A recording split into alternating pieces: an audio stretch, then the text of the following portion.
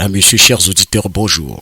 Souvenez-vous, j'ai toujours dit ici que je suis prêt à tout moment à rendre compte de mon travail, mais dans les règles du droit. Parce que le président de la République nous a légué un héritage démocratique qui intègre l'état de droit. Cet héritage que nous devrions préserver est malheureusement et de toute évidence en train d'être détruit par ceux-là même qui devraient l'aider à sortir par la grande porte. Ceux qu'il a considérés pendant des décennies comme étant ses hommes de confiance.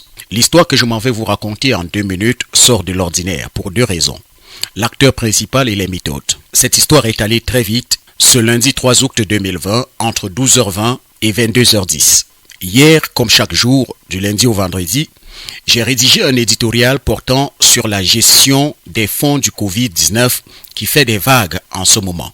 Jusque-là, nous étions tous convaincus que le seul responsable, c'était le ministre de la Santé publique. Je l'ai moi aussi cru à un moment, parce qu'il nous revient à nous citoyens de rester vigilants et de veiller à ce que les efforts du président de la République soient bien gérés. Tombé sur des nouvelles informations, il était normal que je fasse toujours mon travail, à savoir informer l'opinion nationale qui se pose des questions. Je termine mon programme à l'antenne hier à 10h, comme de tradition, et j'honore à quelques rendez-vous administratifs pour la radio. Il est presque 12h30 quand je décide de rentrer chez moi, mais presque devant mon portail, je regarde l'écran de mon téléphone et je me rends compte que le directeur de l'Observatoire des médias privés, M. Atanganamanda, a essayé de me joindre avec le confrère Olivier Mbélé. Je rappelle M. Atanganamanda par le même numéro. Il m'informe que le ministre de la Communication, René Sadi, est en colère parce qu'on a dit que son département ministériel a reçu des milliards de francs CFA dans le cadre de la lutte contre le Covid-19. Il me propose donc de démentir avec la version de son patron. On est d'accord.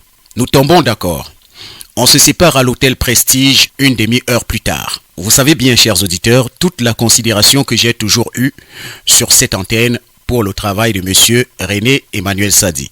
C'est pourquoi je me suis demandé quelle mouche a dû piquer le ministre de la Communication.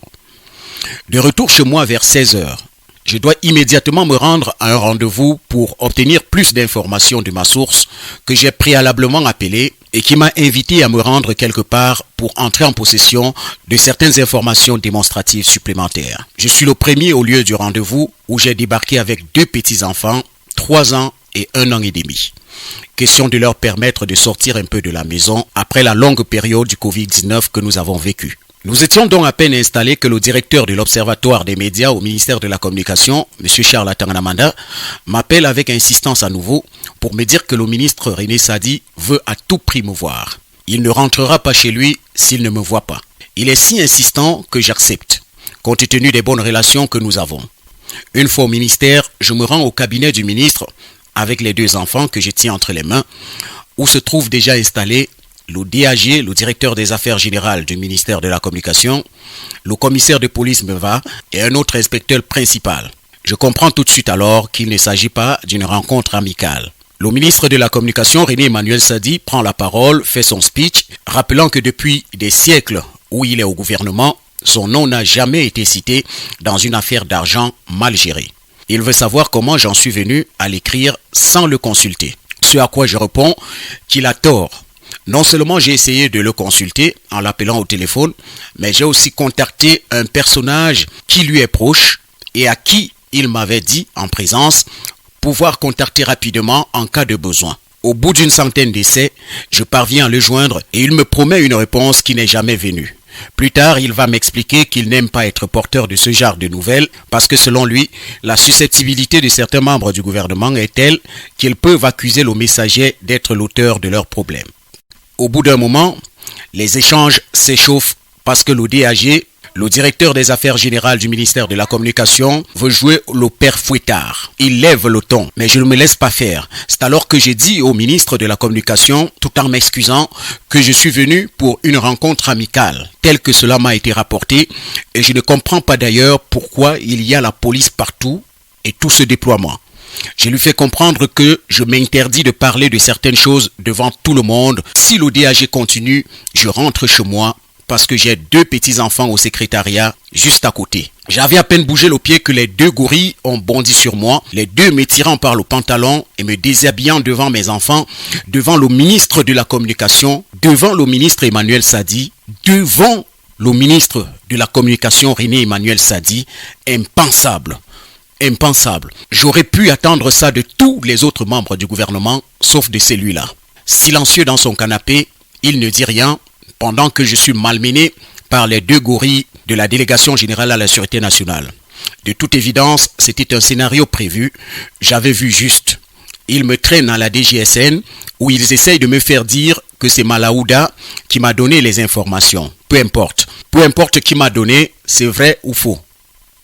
Peu importe qui m'a donné les informations, c'est vrai ou faux. Ce à quoi je demande de me laisser alors aller voir ma source avec laquelle j'avais rendez-vous pour apporter les dernières informations que j'aurais dû déjà tenir en ma possession s'il ne m'avait pas enlevé et séquestré avec 2 petits-enfants de 1 an et demi et 3 ans, dont l'un gravement malade, dans les sinistres bureaux de la DGSN de 17h à 22h10. 5 heures. 5 heures de séquestration pour des petits-enfants. Quand le ministre de la Communication parle d'humanité, je me demande bien si nous parlons de la même chose. C'est pire qu'un crime contre l'humanité.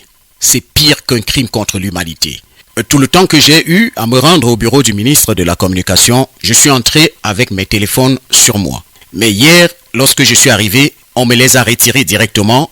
Je ne pouvais joindre personne pour demander de venir chercher les enfants. Je ne pouvais joindre personne.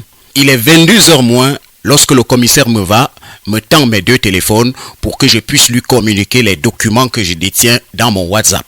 Durant toute cette séquestration et cet interrogatoire, le ministre René Emmanuel Sadi a appelé le commissaire en charge de la séquestration de mes enfants et de moi-même plus de 3 fois pour lui donner des instructions et autres indications, laissant mon petit garçon s'enrouler sur la moquette sale d'un bureau où il est possible d'attraper toutes les maladies, y compris le Covid-19, et ce pour lui donner des instructions et autres indications.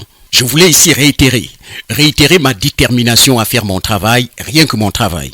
Pour le respect que j'ai pour son âge et sa fonction, je m'interdis encore d'user d'un certain vocabulaire pour exprimer ce que le ministre René Emmanuel Sadi a organisé hier dans son cabinet. Un vaste remaniement ministériel approche, certains sont frileux à l'idée de ne plus en faire partie, même après 4 décennies aux affaires. Alors, ils font feu de tout bois, ils paniquent à la moindre vapeur d'eau. Je répète, peu importe ce que chacun a eu dans ses fonds de solidarité, nous allons le savoir, nous allons finir par le savoir et le dire. Le temps de l'intimidation à 2 balles est passé, terminé. Nous sommes désormais en République et ceux qui sont assez vieux pour ne pas s'adapter n'ont qu'à quitter le train parce que ce pays doit avancer avec ou sans vous.